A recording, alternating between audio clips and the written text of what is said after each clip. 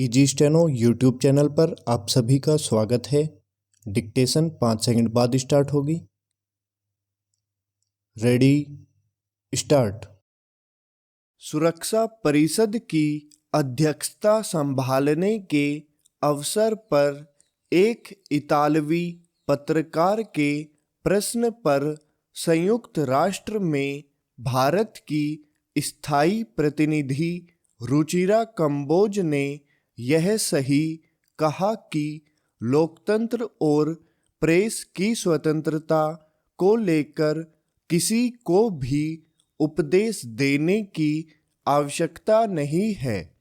ऐसे किसी दो टूक जवाब की जरूरत इसलिए थी क्योंकि जैसे जैसे भारत का कद बढ़ता जा रहा है वैसे वैसे पश्चिमी देशों और वहाँ की विभिन्न संस्थाओं में लोकतंत्र, प्रेस की स्वतंत्रता, मानवाधिकारों, अल्पसंख्यकों के अधिकारों आदि को लेकर भारत को नसीहत देने की प्रवृत्ति बढ़ती देखी जा रही है। यह और कुछ नहीं पश्चिम के श्रेष्ठता बोध से ग्रस्त होने की मानसिकता का प्रदर्शन है।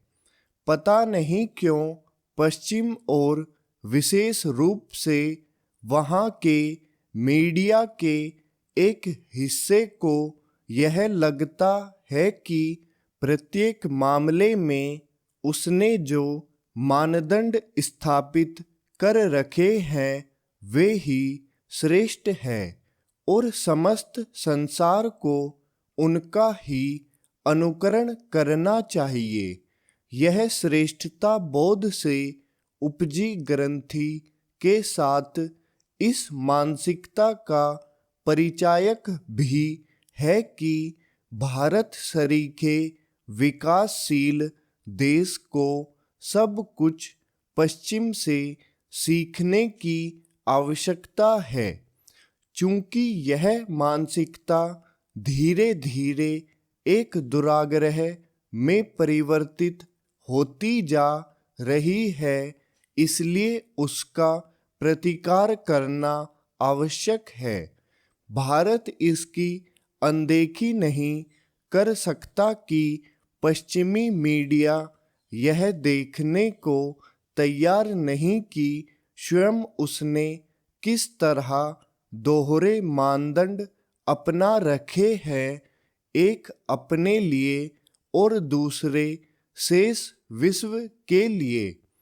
भारत को इस पर गहराई से ध्यान देना होगा कि पिछले कुछ समय में विभिन्न विषयों पर जो कई शोध एवं सर्वेक्षण आए हैं और जिनमें भारत को कमतर दिखाया गया है वे वस्तुतः दुराग्रह से उपजे हैं।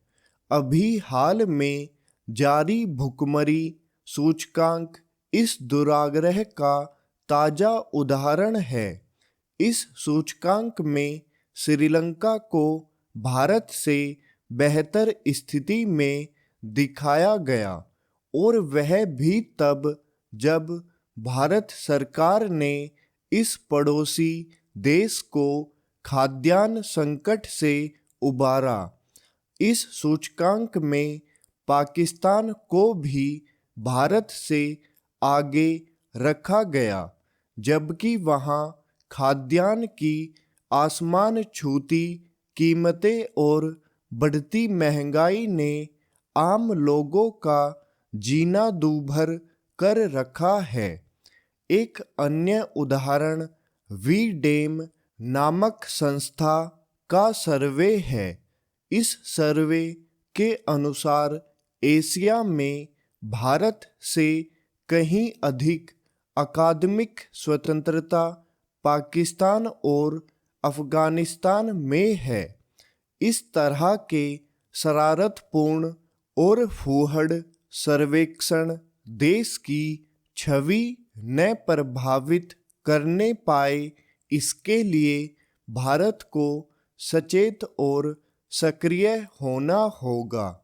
इसके लिए पश्चिमी मीडिया और वहाँ की संस्थाओं को आईना दिखाना ही पर्याप्त नहीं, इसी के साथ उनके झूठ की पोल खोलने का भी काम करना होगा।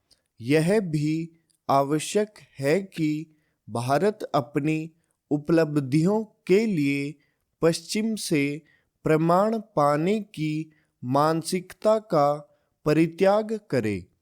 उसे अपने मानदंड स्वयं बनाने होंगे और उन पर खरे उतरने के लिए निरंतर प्रयत्न भी करने होंगे।